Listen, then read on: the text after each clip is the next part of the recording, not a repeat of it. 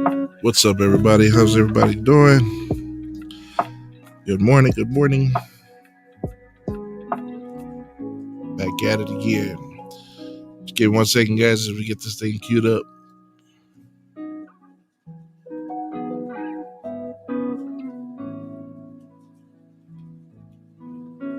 All right.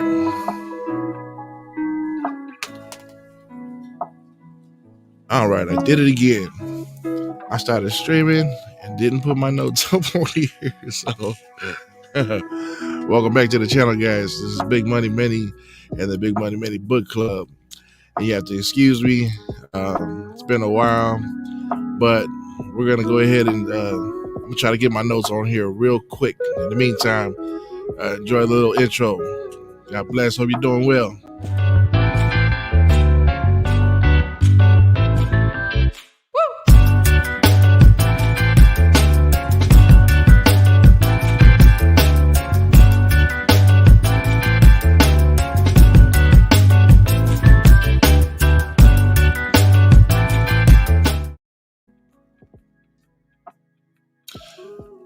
All right. So this is Big Money Meni channel. Welcome back, guys. It has been a while, almost a month. I do apologize for that. For those of you, the new followers and everything, welcome to the channel. Again, hope you're doing well. Hope you're enjoying the cooler weather. Summer is over. Yes, finally. I'm tired of that stuff, man. I can't stand the heat. And we are going on to chapter 10, guys. Chapter 10. And you know what? I'm starting to like how this book is really speeding up now. I mean, we should have been done already. The chapters are getting shorter, getting faster. So it should be, we could have been done by now. And that would have been book number 2 for the year. For those of you who are counting the first book with the 25 Biblical Laws of Success, today we are continuing on with our book, Man Up by Bedros Keuilian. And if it looks like I'm doing something, I started the channel. I started going live before I put my notes up, man. What a rookie, right? But almost done. Anyways, chapter 10 is I gotta say, it was a nice little surprise. If you don't know how I do this is a self-improvement channel. It's all about getting better. It's all about improving ourselves, working on our mindsets. It's all about reading something, watching something, finding something that's going to improve you, to help you get better. All right. So there's a lot of garbage out there on TV. There's a lot of garbage out there on your radio, on your streaming services. And I want to combat that for you. I want to help you find an alternative to that, right? Tune into something that's going to be a little more positive, something that's more constructive, something that's going to help you get better, to do what you do, to find a better path, to find your why, to find a better purpose, to find the right purpose, as we just read in chapter 9. So you're not just wasting time doing, trivial things, right? And so got a couple new things that we added to the channel I'm excited about. Again, it took some time after my birthday last week. I got sick. All the kids got sick, and so went through that whole thing, right? So if you're a parent, you know how it is when the weather starts to get cold, man, and the kids get sick from another person's kids, and then next you know, the whole house is getting sick, and so we're over here trying to get that out. So if you hear any weird noises today, it's because I'm trying to speak like a normal person. Also got the Vicks, so my face is probably all glistening right now, and got the halls. I don't know why I'm telling you this, but I know I'm telling you. I'm trying to kill time while I put up my notes. But who are watching right now, man, welcome again. Hope you're doing blessed. All right, we're just about done. Chapter 10 was an awesome little surprise because it talks about mainly what I'm about. I think a lot of people got this channel confused, and a lot of people are thinking, he's all about making money and he's this and that, and they kind of talk it down. I've already got some people talking smack, And not to be negative or nothing, they just don't understand where I'm coming from. They don't understand my passion, why we do what we do here, and why as an entrepreneur it's important to self-improve and to have a vision. And let me just tell you guys, chapter 10 is kind of what I'm about. So I'm excited to go over this with you guys. All right, he kind of makes my point for me. What you'll see in this chapter, we're gonna go through it. It's gonna be quick. It's gonna be quick, guys. Pretty much to shorten it up, it's not about us. We're not here to get rich for us. I'm saying, like, we're not here trying to grind just so we can get the nice Bugatti or whatever it is, your dream car. Of course, that'd be nice, right? It'd be nice to put more food on the table. It'd be nice to pay all our bills, and it'd be nice to have a better lifestyle. But it's more about helping other people. You know what I'm saying? So, all right, my notes are done. Sorry about that, guys. Man, there's a lot of things I don't got on here. Anyway, like and share the channel, guys. Subscribe if you haven't to my YouTube. Got to work on all the TikTok and stuff. We got Twitter going, Instagram, and of course here Facebook. All right, like and share, subscribe. Share this with somebody who needs to pick up a book and read something. Who needs to work on themselves. This will help them. All right, they can go back and watch our previous chapters. We try to do a chapter a day. And if you're new to the channel, pretty much I read a chapter right before I go live, and I just throw my notes up there and just share what I get out of the chapter, what I get out of the what we're reading here. And Bedros Keuilian is our author. The book is called Man Up, and it's not just to men; it's to everybody. Just to pretty much step up their game. All right, here's the gentleman right here. The author is Bedros Keuilian, Armenian from Anaheim. I think now he's out here off the 210 freeway somewhere. And this is our book, Man Up. All right, so guys, chapter 10 is called Besides Your Own. Besides your own, whose life are you going to change? All right. And so he talks about 1993. He's already graduated high school. And if you were following the chapters here, he talks about how he was an overweight kid. He wasn't very confident, and he started to lose weight because there was a girl, and he wanted to lose weight and ask her out to the prom. That was his goal. He ended up getting in better shape, but he wasn't very confident, and he didn't ask the girl out. And that was his high school. Yeah. So 1993, he's graduated from Savannah High School in Anaheim, California. I don't know that school.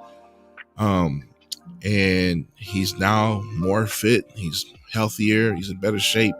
He's a lot more confident. And he says he had a gym membership, and he went to the gym one time, and he saw a guy playing basketball there, and he recognized him from high school. And he said, this guy right here from high school, his name was Jason.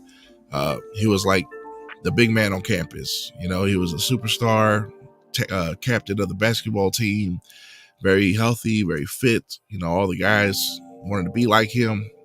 It was very popular, and that was his high school career. All right, and so he said he was in awe, and he just sat on the bleachers and watched him play at the gym.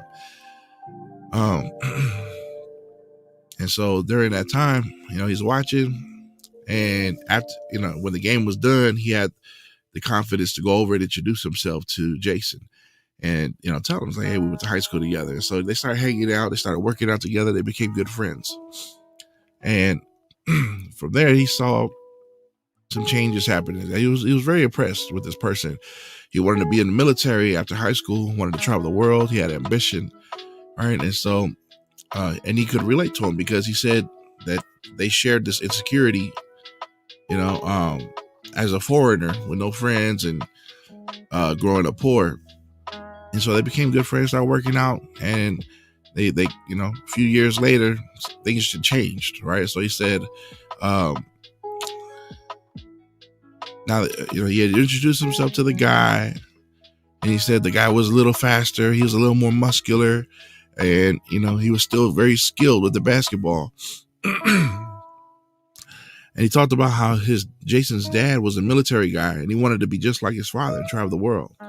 Right. And he had an appointment set up for Saturday morning, 6 a.m. with a recruiter, and he missed it. and he missed it. Instead of going back to reschedule with the recruiter, he decided to just stick to his job and hold it off for a year. And he said that 1 year, he said right here, he says he hit the snooze button. He hit the snooze button and chose to sleep in. There he goes. Chose to sleep in over his destiny, missing the meeting with his recruiter. Right. And so he said what happened is this was the first domino that had fallen. Right. So from here on, it was a series of bad decisions, bad choices that Jason made that kept him, that kind of got him spiraling down that drain. So he said instead of, getting back on track with the recruiter, he decided to go to a job for a year or so. And that ended up being the next 5 years. And as he got older and without a job, he got what happened was he was just counting on this job, and the job that he was the company he was working for shut down. So that was the next domino. So you can see the pattern here. He was, he stepped away from his destiny, and now here he is depending on the job, and the job shut down on him. Corporate America, right? But he said, luckily, and maybe you might know somebody like this.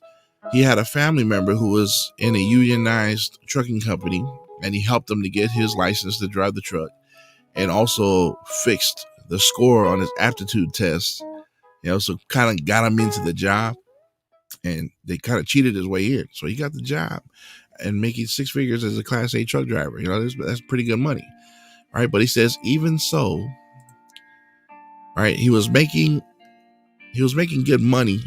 He seemed to always blow through it, buying cars and motorcycles that he couldn't afford and steadily accumulating debt despite a generous salary. Now, I highlighted this because this is a major problem, and I will admit that this is something that we have to master as well, my family. Once you start making money, you start buying things and spending the money the wrong way. But he said there, he started buying stuff like cars and motorcycles that he couldn't afford, and he got a lot of debt, right? Even though he had this nice job. But he says after 1 year, the demanding schedule of the truck company became too difficult for him to maintain, so he quit. So for the next decade, Jason went from job to job, participating in multi-level marketing schemes, selling used cars, and sitting around unemployed and asking Bedros and other friends for money and job connections. Damn. So this right here, I can relate because I know people they're like that, where jobs were handed to them, so they never really went out to find their own job. They might have even had a job that was given to them, just how this Jason person was, and they got very comfortable there to where they didn't move on to anything else. They didn't try to get anything else. And I think it's sad because a lot of people will miss out on that opportunity. There's a lot of things that you could do. There's a lot of things you can do, a lot of places you can go. One of the things I always wondered about my dad is why he stuck to the same company year after year since he first came here from Samoan. Same company, 40 years, worked there. And I always wondered, like, man, wasn't there anything else you wanted to do? Like, it's got to have been something. Like me, I can't sit in a place for too long. And it's a good thing and a bad thing at the same time. You got to master that. But he says here that, he did this for a while, never held jobs longer than a few months. And by the time he hit his 30s, along with Jason, the same age here, Jason was drifting through multiple jobs, fighting off bill collectors, and undoubtedly regretting his decision from a decade earlier, while he numbed himself with fast food and late night binge watching. Wow.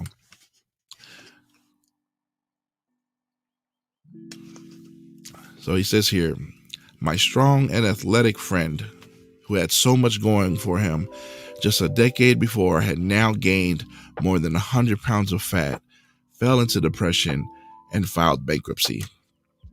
And it's sad, guys, but this is real. People really do this. It's sad to hear, but there is no grand goal for Jason now. He drives a shuttle bus taking people from the front door of a hotel to the airport and back. Every day is about survival, making ends meet, and thinking about how life screwed him over. I didn't highlight that part, but I should have, because his thoughts are how life screwed him over. You see, a lot of people make bad decisions, and that's okay because we're normal. This is normal for people to do. We're human beings. We're not always going to have it right. We're not always going to do it the right way. We're going to make mistakes. But the sad thing is how a lot of people don't have that accountability, where they're not real enough to say, man, that was my fault. I made this mistake and that's why I'm here. Right. And so a lot of people don't do that. And here he is looking for the next handout. And now he's back, he's regressed from, is that the right word?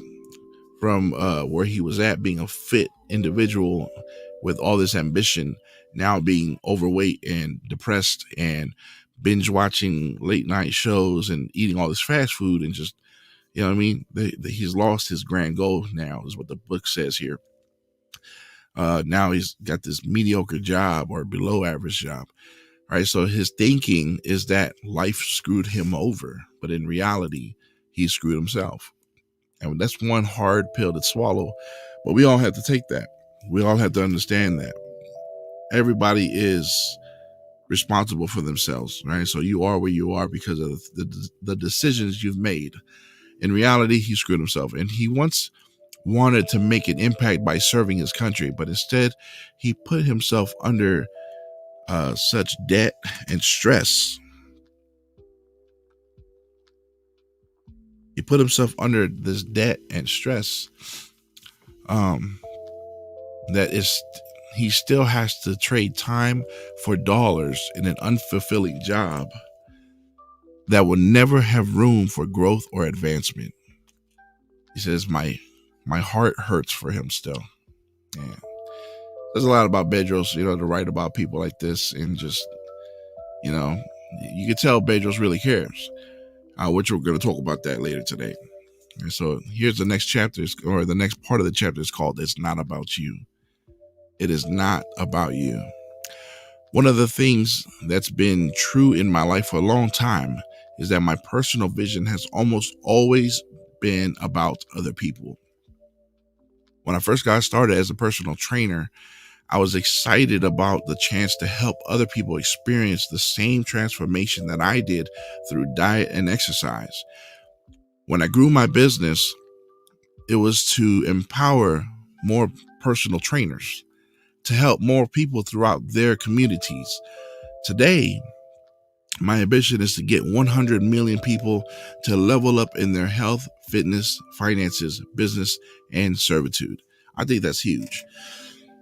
So he talks about his purpose here and what his goal was when he first started. His first goal was to empower more personal trainers, because that's what he mastered. That was his career in the beginning. He wanted to help more personal trainers to help more people. Today, things have changed. My ambition is now to get 100 million people to level up in their health, fitness, finance, business, and servitude. 100 million people. That's awesome. That is awesome. So you see how things work when you grow and become more successful.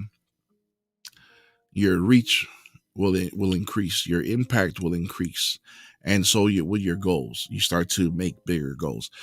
Today, his ambition is different than what it was before. He says, when I think about where Jason and I ended up, I come to a simple notion that Jason was always living for himself, even when he wanted to join the military. Sure, it was to serve his country, but it was also about seeing the world for himself and getting a few stamps on his passport. Seeing the world seeing the world is a nice side benefit, but the military is about service. It's about teamwork, sacrifice, and never leaving a man behind. It's about being a part of something bigger than yourself. All right, and I highlighted that because that's a general rule. If you want to be big, you want to be successful, you want to get good at something, if you want to build something that's going to be built the right way, You should generally have that understanding. It's not about me. It's not about us. Right? It's about being a part of something bigger than yourself. And I think you really got to sell out to that.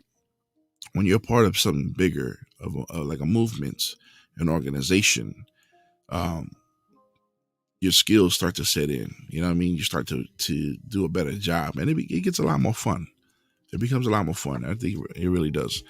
And I think in hindsight, it was a big part of what held him back from making bigger moves in his career. It's not the only thing, but it's an important quality that he lacked. The most important business leaders that I know are always,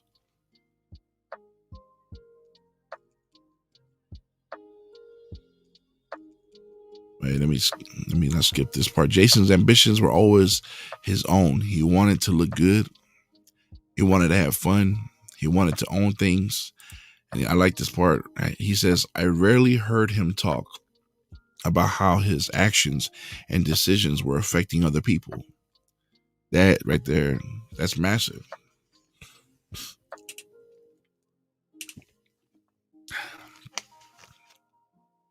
He says he rarely heard him talk about how his actions and decisions were affecting other people. I think a leader, a natural born leader, is constantly in conversation about how he's going to impact someone else, how he's going to help someone else.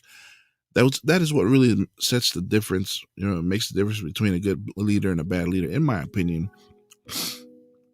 I think bad leaders are always they're always out for themselves. It's always about what's going to make them look good. It's always about what's going to get them the next trophy. You know what I'm saying? But when your actions are clearly clear, and I got to say this, man, when your actions are clearly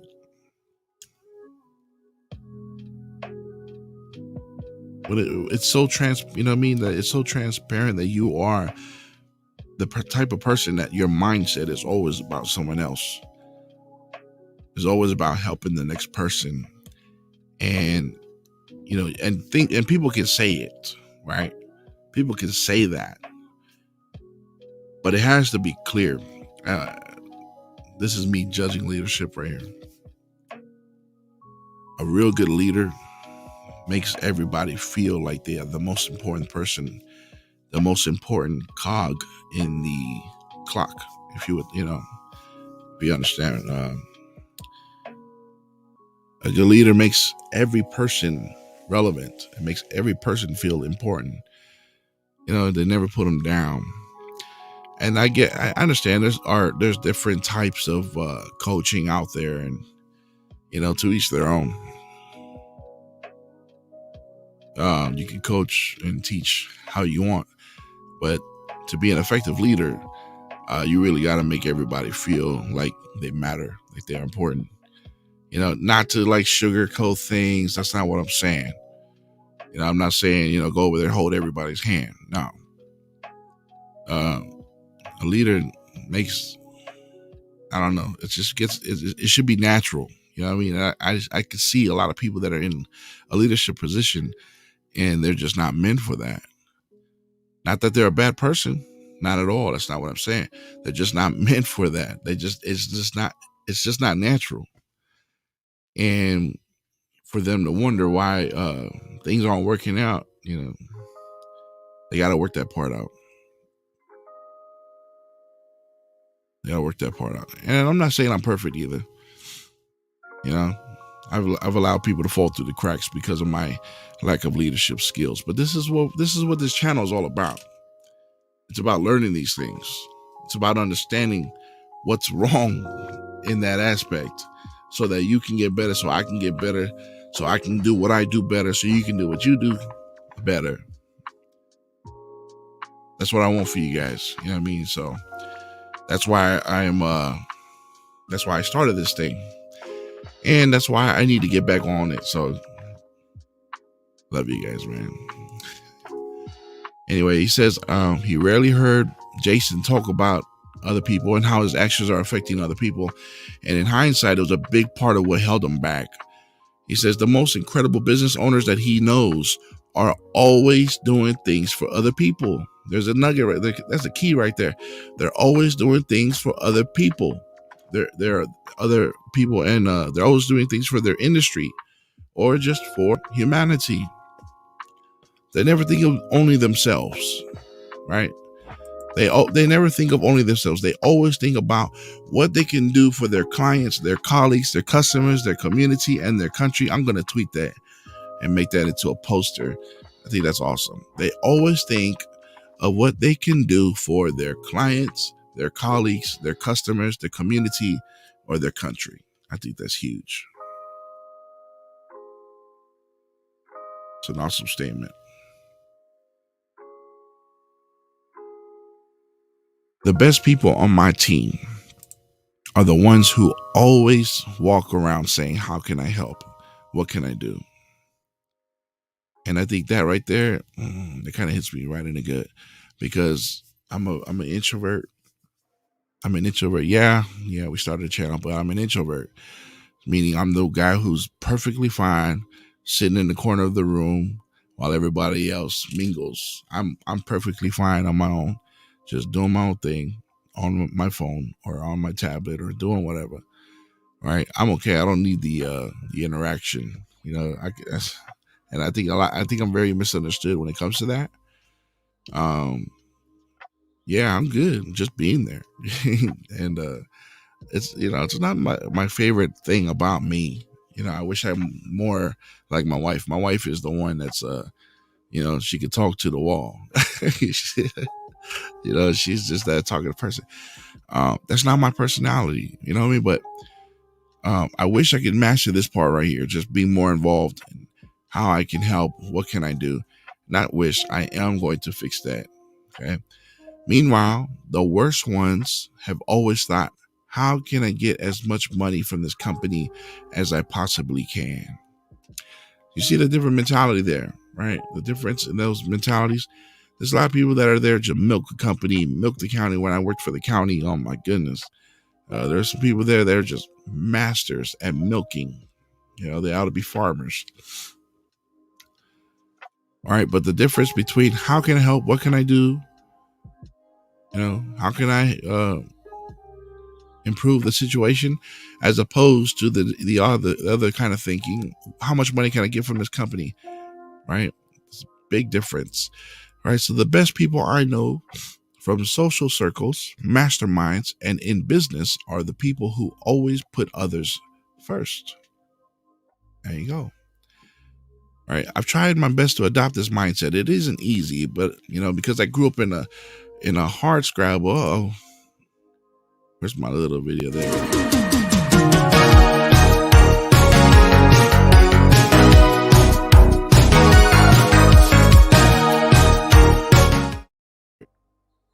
I know it's cheesy.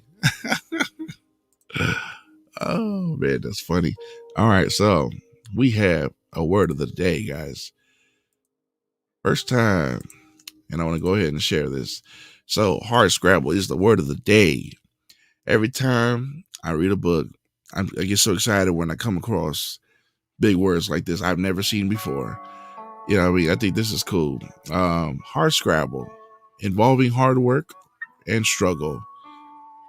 Nice. Hard scrabble, involving hard work and struggle. Yes, guys, this is a book club, and it's all about getting better, and it's all about learning new words, expanding our vocabulary. Right? I want to become. There's some people that I listen to. Oh my gosh, you probably be bored to death. You're probably bored to death listening to me, but if you listen to the guys that I listen to, oh my goodness, you'll be like, what kind of education does this kid have? Like, seriously, those words got to be made up, but every time, and this might be weird, but my favorite show to watch, which I watch late at night, admittingly, is Cheers. Oh my gosh, I just discovered Cheers a couple years ago, and I'm finally up to season 4. And shout out to Coach Pantuso. Love that character, man. That was my favorite character now. Ernie Pantuso. But Cheers, what I love about Cheers is, because I'm nostalgic and I love like thinking about how things were back in the 80s.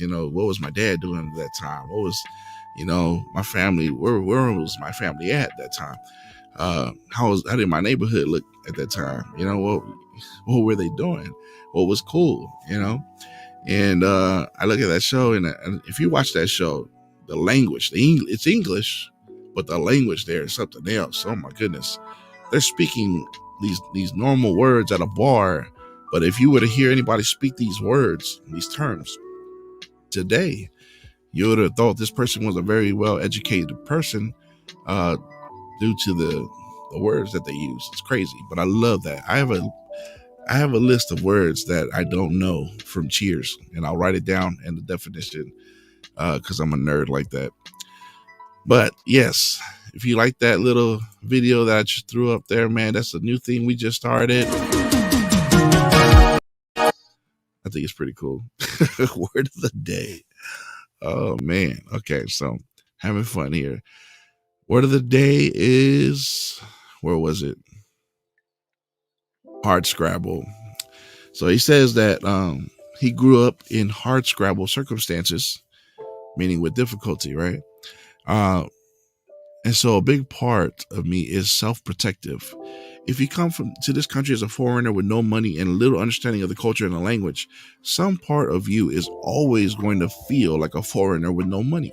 When you grow up wondering, how am I going to get food? Where is this food going to come from that I'm going to eat? Some part of you will always wonder if there will even be enough for your family to eat that night.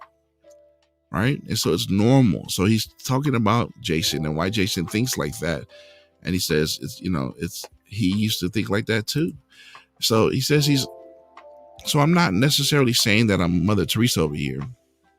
I'm only saying that I've worked on my mindset and I've tried to become a better person, a person who sees the world as, there you go, as a person. I try to become a person who sees the world as an abundant place, and that has served me very well. So let me go back to what he said. He said, I'm not saying I'm Mother Teresa over here. I'm only saying that I've worked on my mindset and I've tried to become a better person who sees the world as an abundant place. And I think that's what makes me different. I think that's why I'm misunderstood. There's a lot of people that look at me, and this is why I mentioned earlier in this chapter, in this video today, someone who I respect, kind of threw some words out there and said that I'm a hustler. And there's a lot of people that look at this channel and the name that I chose, Big Money, and they kind of mock it, scoff at it, and they don't understand what my thinking is. They're probably thinking like, oh, he's out there that money, he wants to be a big baller and all this and that. But it's always a negative outlook. But what I'm saying is that I'm not better because I have a podcast here or started video. I'm not better because I read. I'm not better because my language is different. That's not what I'm saying. And that's why I can relate to what he stated here. I'm not saying that I'm Mother Teresa over here. I'm only saying that I've worked on my mindset. And I've tried to become a better person, a person who sees this world as an abundant place. And so I don't take those excuses as, that I didn't have enough opportunities, which was chapter 1 in our 25 biblical laws of success. It's not that we didn't have enough opportunities. It's because it's that we were not open to as much opportunity. If you're more open to it, you start to see there's a lot more out there for you to do. There's better places for you to go and make money. There's opportunities up the yin yang. I mean, this is still America. It's not the America that we've known, but there's still grand opportunities out for you out there to become a baller. And you have to change the mindset. And so that's why I can relate to what he's saying here. Is not that I'm better. It's just that I've worked on my mindset. And that statement alone, self-improvement, goes a long way to help somebody as far as their vision, as far as their habits. It really does change a lot for people, and they start to walk different. They start talking different. Their mentalities, everything's changed. Their whole attitude has changed. But for people that don't self-improve, they'll see someone who's trying to get better and they'll mock that person. It's like, oh, you're a hustler, huh? It's like you didn't even say it in a nice way. You know what I'm saying? But anyways, it is what it is, guys. So try to see the world as an abundant place, and it'll serve you well too. All right. So obviously, I'm not saying that I'm not self-interested. I'm not a self-interested person. All right. I am successful, and I have achieved my vision. It'll certainly benefit me and my family. But the reason I get up every day isn't to add zeros to my bank account. Hello. Pay attention right here, guys. The reason why I get up every day is not to add zeros to my bank account. It's because I want to invest in my team and give them the best place in the world to go and work. That's awesome. What an awesome statement. The reason why I get up every day is not to get more zeros in my bank account, but it's because I want to invest in my team and give them the best place in the world to go and work and make a real impact on the people that we serve. Oh, man. It's because I want to find franchise owners and help them grow their business so that they will live a life of financial freedom and abundance. It's because I want to find people in their fields who need mentorship and coaching so that they can reach their fullest potential. It's because in income, I want them to reach their fullest potential in income, impact, and in influence. It's because I want to be a model of a hardworking and disciplined person for my children.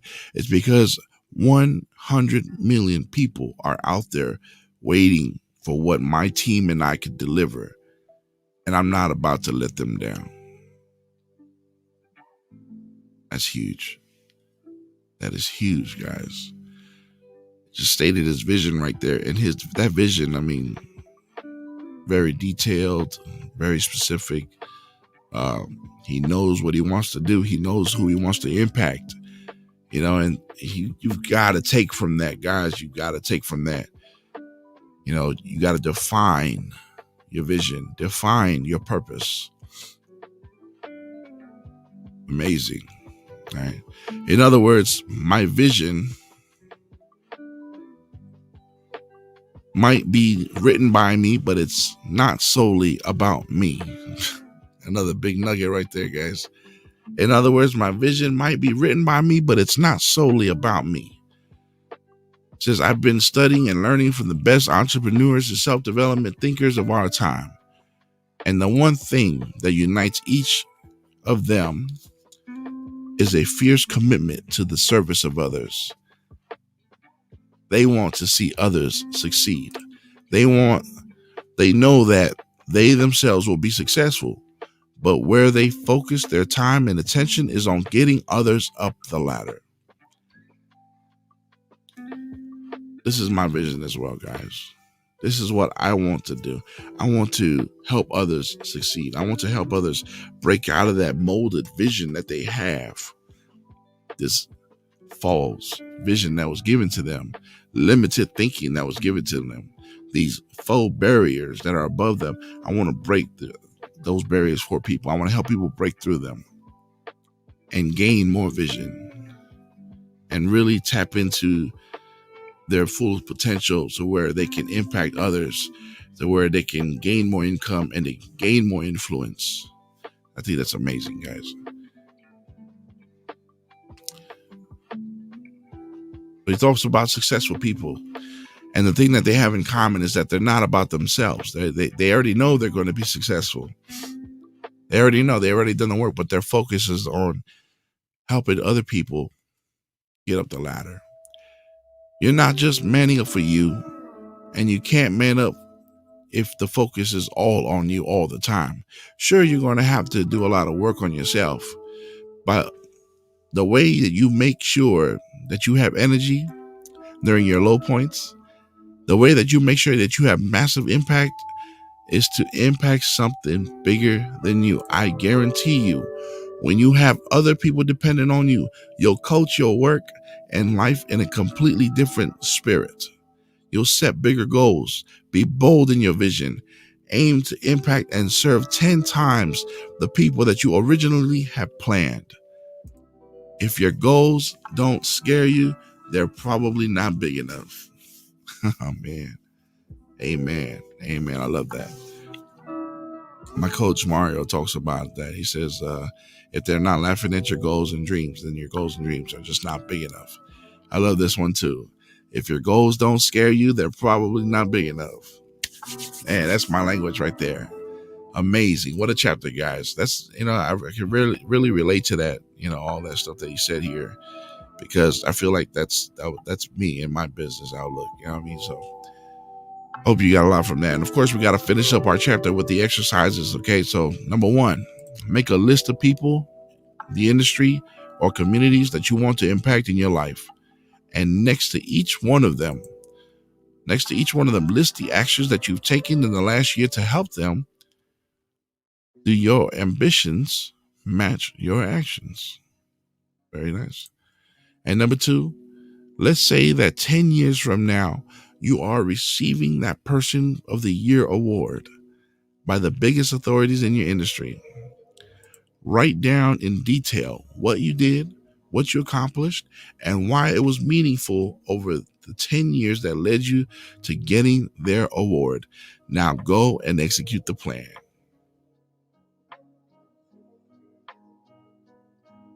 Amen. All right. What an awesome chapter, guys. I don't know about you, man, but I'm excited. I'm glad to be back. Please excuse my absence. And I just want to just say, man, I'm grateful for everybody that stops by and watches this channel, even if you get off. If you don't watch the whole thing in its entirety, I understand these are like 45-minute long videos. But I do this because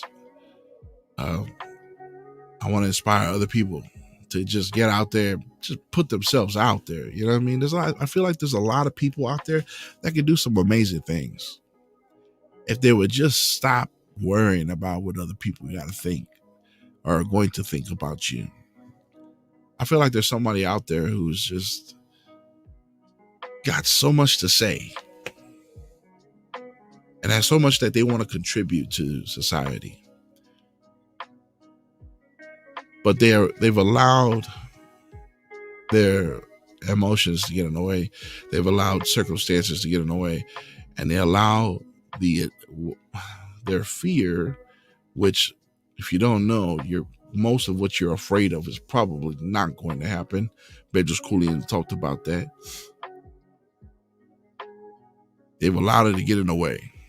And I just want to tell you, man, if you're watching this and if you're impressed, thanks. You know what I mean? These apps make everything look easy. I'm a one-man studio over here, so I try to do it by myself. But, if